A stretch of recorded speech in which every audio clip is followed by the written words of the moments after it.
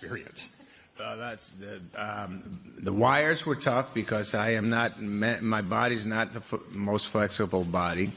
The wires hurt me. They dug into me.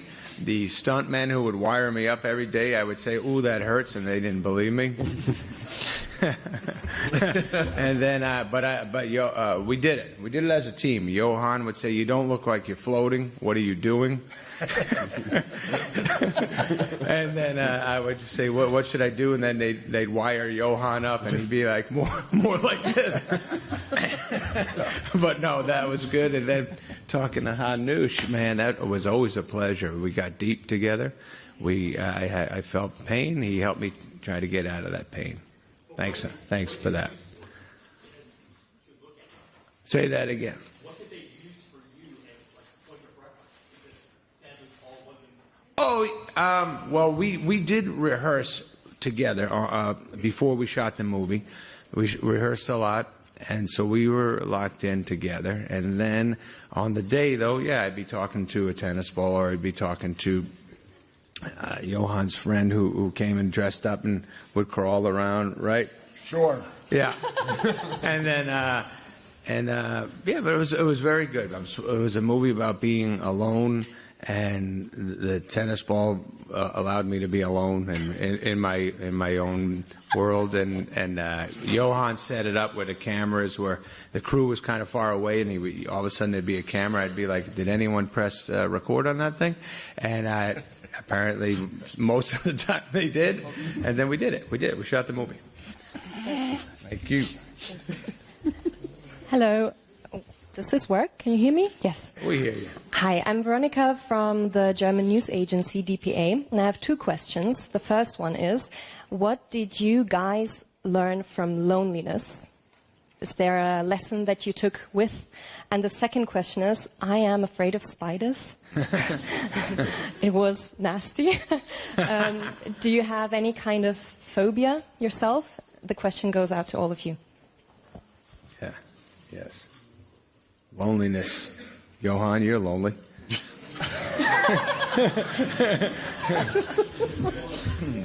Yeah. The lessons about loneliness. I think, it's a perpetual condition, a human condition, isn't it? That we're trying to overcome as best as we can in every sense. And I think, we were making this. We shot this movie in the tail end of the pandemic. Mm-hmm. Everybody was sort of locked in, and we were having these weird experiences and dreams at night about socializing and all of that. And that obviously extended into set. Like Adam said, we shot the whole film from cranes. So Adam was very much alone in set, and we had like big 70-foot cranes. Yeah. Sticking into the set, so this little guy was hanging there, moaning, crying about this rigs.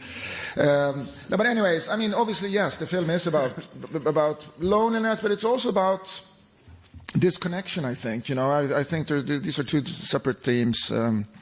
And that's kind of what I have to say about this. Yeah. When it comes to spiders, I have arachnophobia for sure. Yeah. But with 4 kids, I've been forced to overcome that because every fucking day I have to go scare some spider out of a room. And now my arachnophobia is kind of cured by children. So. Yes.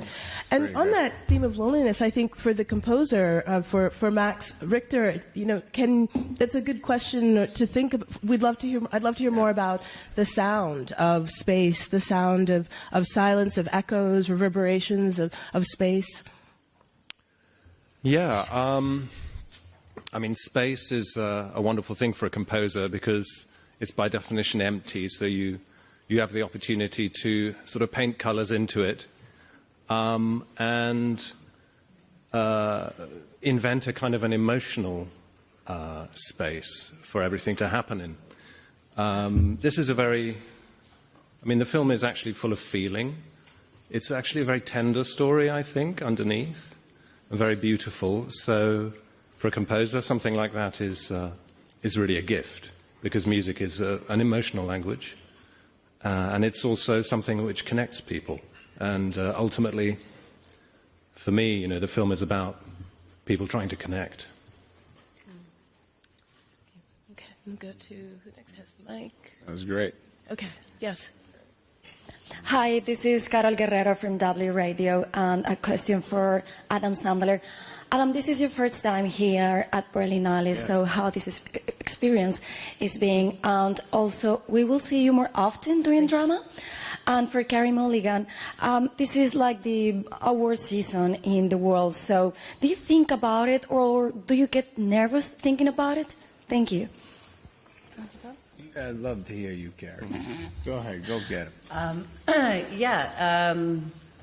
Do I think about it? Yeah, it's basically all you do for a period of time when you're lucky enough to be in a film that receives lovely recognition. You know, it is called a season for a reason. So you do spend a lot of time traveling and going to things and meeting people, and I think that's the best part of it. Really, is, you know, most particularly this year, getting to be in a room with incredible people, incredible writers, directors, actors. But yeah, it's a kind of job, full-time job, but one that's you just feel very privileged to be in the room with the rest of those people. So it's lovely. That's nice. Yes. Yes. I forgot. You said something. You said, Berlin Film Festival, fantastic, by the way. Everybody, honestly, what a great time. Thank you for having us. We've had a ball. Everybody's been fantastic and welcoming, and it's exciting. And what a beautiful time. We got so excited that we got invited here. Thank you. And then we've been going out to eat. We've had great food so far. 2 for 2. 2 nights we went out, both delicious. We were going to go to a club last night. It was closed. We looked around. It was not, no one would open up for us. So we went to a bar, had a great time. The playlist wasn't perfect. No. We wanted louder music, but it wasn't going. But we ended up talking. That was good. Sometimes when music's low, you get to talk, get to know each other. Max was not there. He was composing in his room. But I did see, and this is a true story, when I got out of my car and everyone was screaming hellos to us and taking pictures, I noticed when Paul got out, there was a group of like 400 spiders that were going, and they were going, Pauline, you're the man. All right. We will see you more often doing drama? Yes. I don't know. I hope so. I mean, I love doing it. The Spaceman was an amazing process, and we all got to dive deep together, and it was I love the movie. I love watching it. It's beautiful. The sound's amazing. Everybody's great in it, so that's good. And so, of course, if another great movie comes around, maybe Johan will invite us all to do another good one. No. You'll see. That's it. He's so mad. All right, guys. Yes. Hi, this question is for the team. This is Mo Mashadi from Night Tide Magazine. As a film that speaks to really the disproportionate percentage of our connection in our romantic relationships and also lack of accountability, what did you guys bring to the role of thinking about your own interpersonal relationships and where maybe you could have had accountability, where you needed something from somebody, and how did that enhance or affect your character in any way? Awesome. Wow, that was awesome. Nailed it. Yeah. Crushed. Perfect. Elegance. Anyone got it? Who's going? I don't know if there are some things, I think, as an actor that you probably don't speak to that are, you know, there's things that we all draw on in every performance that are deeply personal from all different parts of our life, and I think unpacking it for people kind of takes away a little bit of the work or the interest in your work, and what's more interesting for an audience is to put their own lives into what they see. But I will say on the subject of isolation, I do think, bar Adam hanging on wires on his own, you did have stuntmen near you and Johan of it. So they were there. We had what's so beautiful about film, I think, and about all of the kind of different things that we make in plays, and is that, you know, there is like bedded in community into everything we do in the crew. Right. And we had the most phenomenal crew. I know you guys did in New York, and then when we were in Prague, we just had the most amazing crew, and who loved Johan and was so excited about what we were doing. And so we did feel like It was the coolest, the nicest community, and Adam would come in with his big boombox and we'd all listen to Celine Dion, and it was the best, wasn't it? Yes. He didn't choose Celine Dion, but I chose Celine Dion, and he let me. I like. You did. Love the Celine. Yeah. Okay, yeah.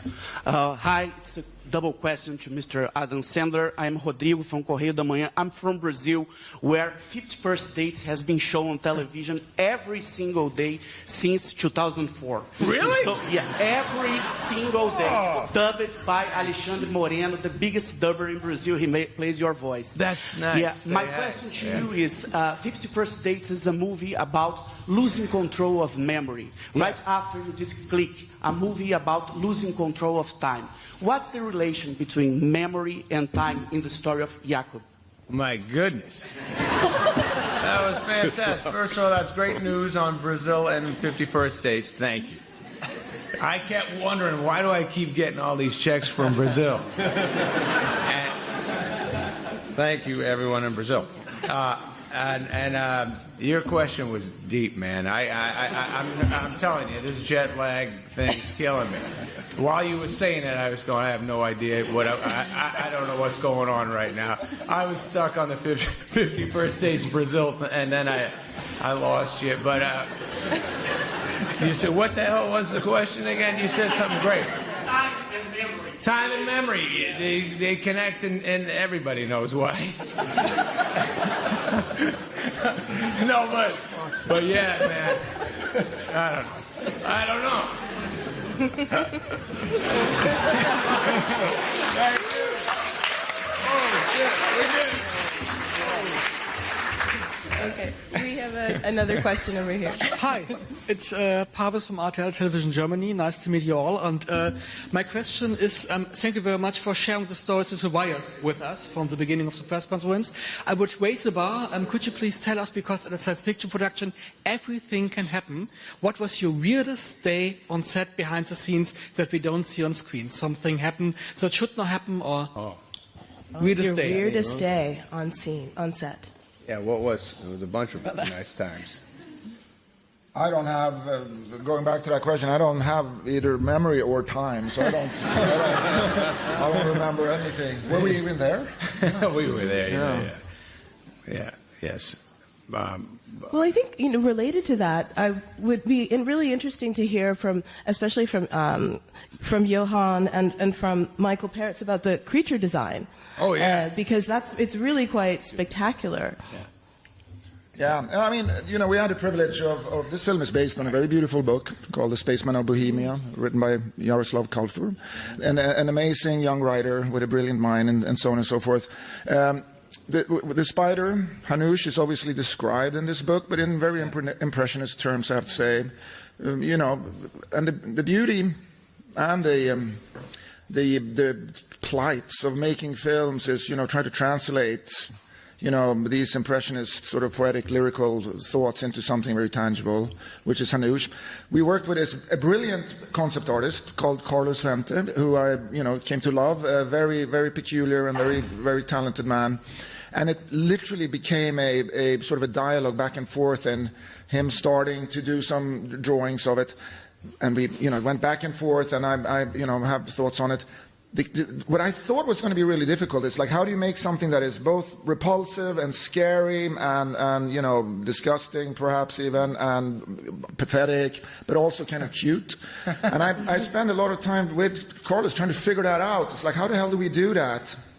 But I came to the knowledge, in doing our film, I came to understand something I should have understood when I was about 5 years old, which is that it doesn't matter how anything looks, if it has a good heart and a good soul, it's going to be beautiful, and it's going to be cute and all that, So it became very apparent that, any efforts, any kind of pragmatic thoughts on how do we design the appearance of this creature to address all those things was a futile kind of thing, because ultimately it's about heart and soul, and then the appearance doesn't matter. Yeah, and I think just to add one thing, which is that from the get-go, Jaroslav, who wrote the book on which the film is based, was so unbelievably generous with, I think, his belief in the team that we ultimately assembled, not only to do the book justice, but also to make our movie. And so I think we were never bound by the restrictions of how the creature was described in the book, because it has this very different, very specific, very impressionist aesthetic. And I think it was really wonderful for us and for me, because I got to just we got to feel like we were doing right by him while also doing right by the film. And I think it's a rare thing for an author to be so generous with that sort of creative belief. More questions to Michael, man. That was solid. Go on. Yes, and to the voice of the creature, as we're talking about the creature, that the work to create the sound and the voice of this alien spider. Yeah, sure.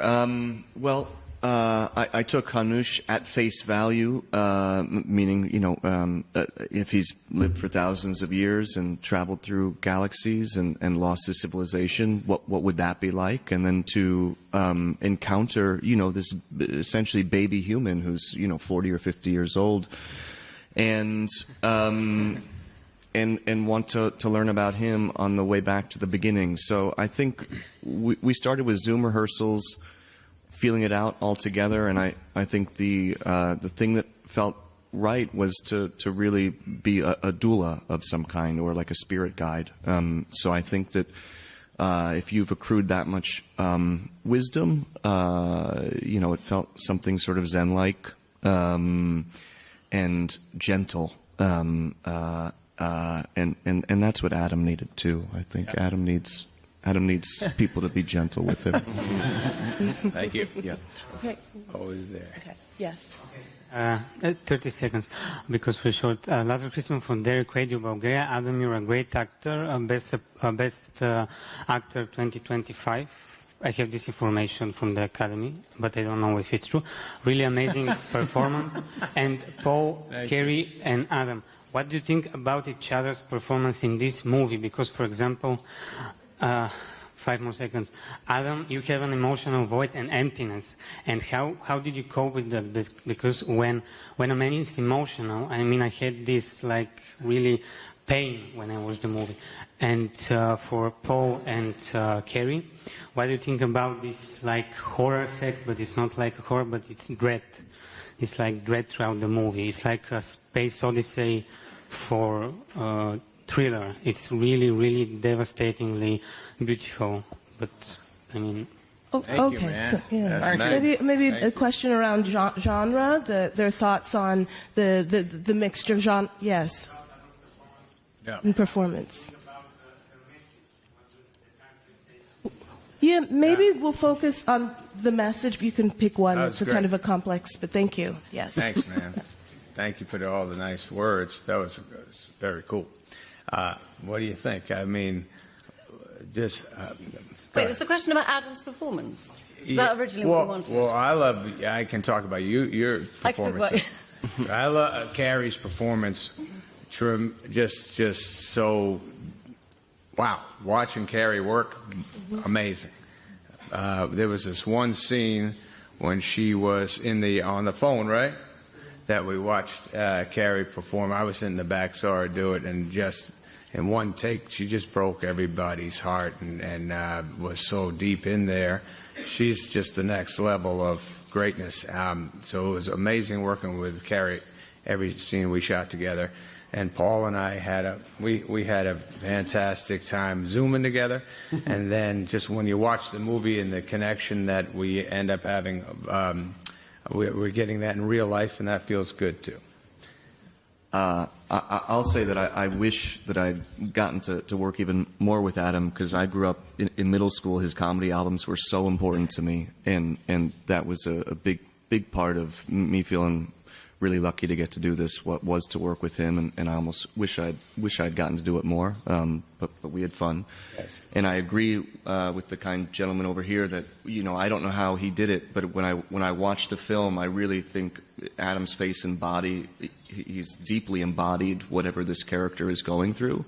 And I think it's always cool to see an actor be able to do that, because you don't know how they did it, and sometimes I don't know if they do either.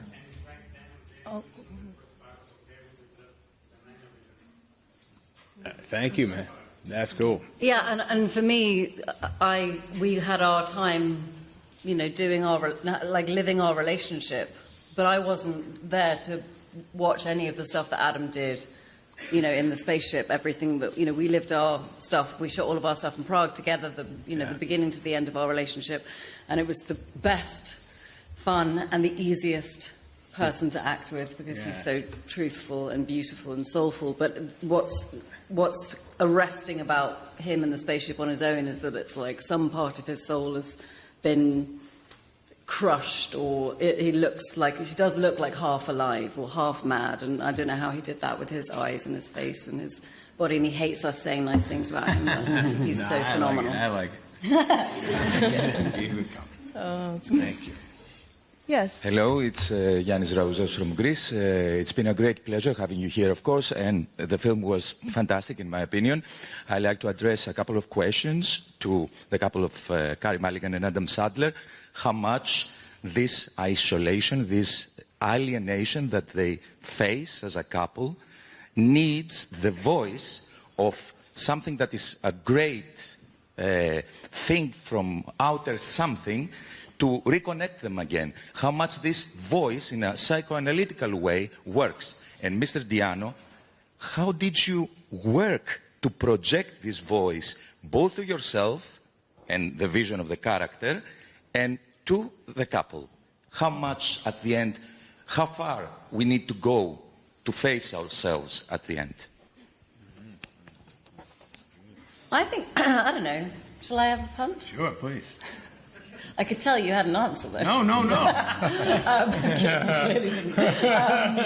I don't know if it's a voice to them or it's him. I think he's facing his, you know, the truth of how he is. Your character tries to pull it out of me while I'm down on Earth the whole time. Yeah. But it's his. Sorry. It's a voice inside the relationships in the way that is affecting one of the key roles. Right. Mm-hmm. Well, to me, it's that thing you often think of. What would you think about on your deathbed? What are the things that really matter? What's the thing that gives you perspective, that draws you back into the important things in your life when you get?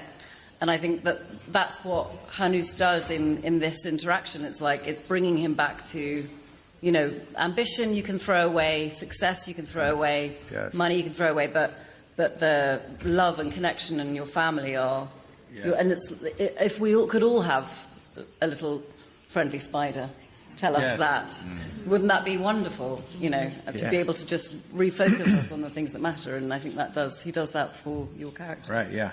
And he basically telling me to stop running away. You know, your brain, you can allow yourself to keep throwing blocks up to reality and what's painful and what's you're going after, why it's so important to you to go after something that's over there when you have something right here that is beautiful and perfect, and you're just choosing to ignore diving into that. So that's what Hanush helps my character. I think what's cool about the movie Real Life, I'm on a journey. I'm up. And I have so much time alone. That's a good thing. In real life, I don't have that much time to be alone. I get like maybe 8 minutes tops, and then I have to do something. So being alone on a spaceship, I think I recommend that to a lot of people, to most of you, every one of you. Okay. I'll just say, I think that we have to learn things for ourselves most of the time, earn the learning we get in life, and earn the change. And so I think that, whatever Hanush does for Jakob, I think it's somewhat Socratic, meaning maybe he's helping to sort of pull these memories or be there for him, but Jakob or you have to earn that for yourself at the end of the day. So I think we all could use a kind shoulder, a kind set of eyes, though, right? To be there for us. Yes. Yes, and I do want to ask a question of Canal Nair, because you're acting, yes, with... I thought I was going to dodge a question. Okay. with Adam Sandler, but you're not in the same physical space. So I would love to hear more if you could tell us a bit about that rehearsal process and having the backstory, building that backstory of your relationship. You know, Adam, thank you so much. Adam and I I only got to work really with Carey because Adam shot all the stuff in New York and then you left. I think I saw Adam at the airport maybe leaving and that was it. And then I was literally I told you I was a fan though. Yeah, exactly. Yeah, I got some autographs for your kids. But I was just to be a supporting player in such an incredible triage of actors is a real dream, and I really love this project. And it was just great working with Carey as well, and to see how well she's also done this year and everything. It was just a real joy for me. I wish I could give you a more complicated answer, but I really enjoyed spending some time in Prague. Oh, yeah. Yeah, baby. Thank you. Pilar Lopez from Filmpilicos, the Spanish media. My question is, especially for the director, this film made me think a little bit of, it's Kafka-like, it's in Prague, it's the Metamorphosis. I wonder how much this reference was, you got inspired by it, and maybe you guys, all the characters were inspired by this reference, or any other reference you might had in mind. Thank you very much. Well, I mean, it is, this is a thematic, concept that is, not utterly uncommon in literature, so to speak. I think the Kafka of it all is definitely pertinent. But I think, I don't think I work with inspiration in that sense at all. We have this film, this script, and it's all about what's lying in front of us and trying to understand what that is more than anything else. I do think that, the Kafka aspect of it on one hand, but for me it's really important that if we go down that road a little bit, is that Hanush exists. He's real. He's not a figment of imagination in any sense or form, because the minute he becomes that, the whole film becomes a folly, I think, So to me, there is a very sort of important moment in the film in which Hanush sneezes on Jakob's helmet, and there's like mucus on the visor, and he wipes it away and he looks at it, and the residue of that mucus is on that helmet for the rest of the film. And there's just no other way that cannot have been imagined, so to speak. It was important for me to have that as a signifier that Hanush is real.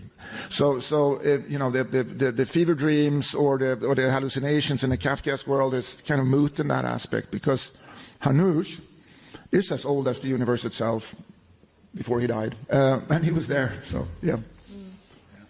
Yes. This is Mark Harapetian, founder and publisher of film magazine Spirit, A Smile in the Storm since his 16th living year. Adam, long time ago we met in Berlin with Kevin James for I Pronounce You, Chuck and Larry. Oh yeah. And I really love Spaceman, and for me I think it's your best role. It's the role of your life. Thank you. So first I wanted to ask about loneliness, but many people ask it. So I just ask you, what's your all-time favorite science fiction film, and please give a reason for it. That's great.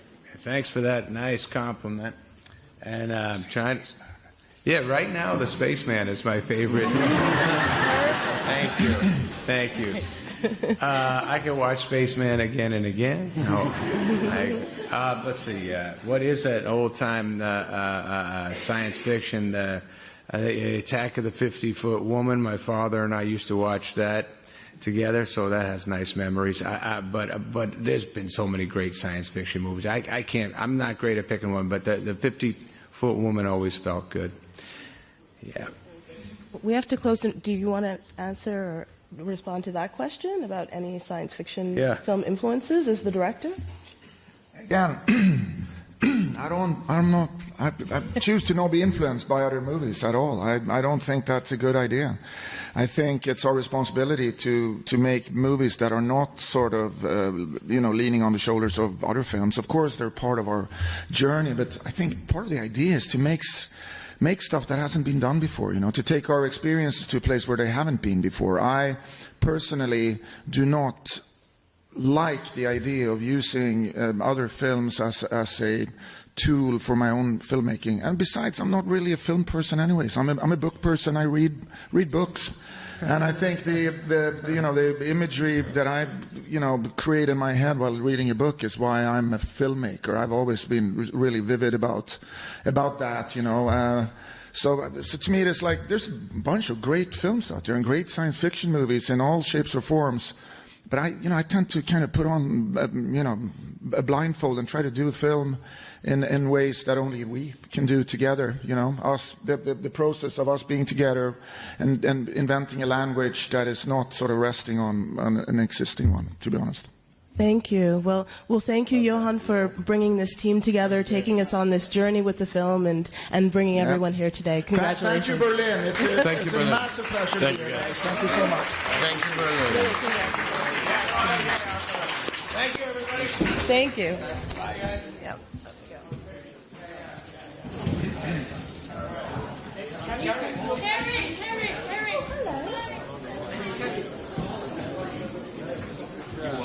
Yeah, bud.